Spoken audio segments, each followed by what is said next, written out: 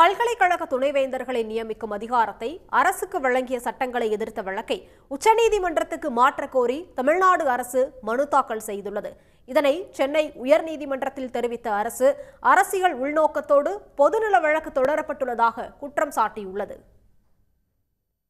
பல்கலைக்கழக துணைவேந்தர்கள் நியமன அதிகாரத்தை தமிழ்நாடு அரசுக்கு மாற்றிய சட்டங்களை எதிர்த்து உயர்நீதிமன்றத்தில் வழக்கு தொடரப்பட்டது.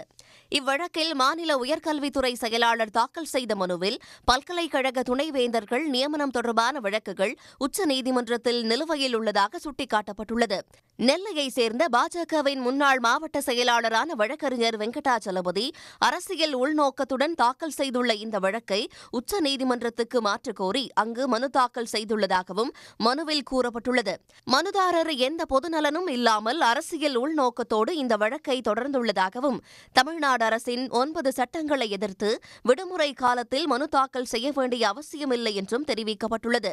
கடந்த மாதம் 11ஆம் தேதி சட்டங்கள் நிறைவேற்றப்பட்ட நிலையில் 30ஆம் தேதி வரை வழக்கு தொடராமல் தற்போது விடுமுறை கால நீதிமன்றத்தில் தொடர்ந்தது ஏன்?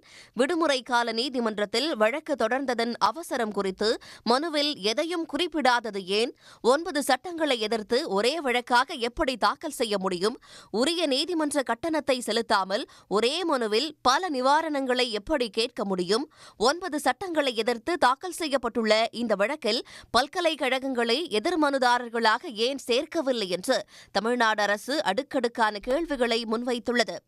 பதில் மனு தாக்கல் செய்ய உரிய கால அவகாசம் வழங்க வேண்டும் என்று கோரியுள்ள தமிழ்நாடு அரசு, வழக்கை மாற்றக் கோரி உச்சநீதிமன்றத்தில் தாக்கல் செய்யப்பட்டுள்ள மனு மீது உத்தரவு பிறப்பிக்கும் வரை இந்த வழக்கின் விசாரணையை தள்ளி வைக்க வேண்டும் என்றும் கேட்டுக் கொண்டுள்ளது. உடனுக்குடன் செய்திகளை தெரிந்து கொள்ள சன் நியூஸ் பெல் ஐகானை கிளிக் பண்ணுங்க.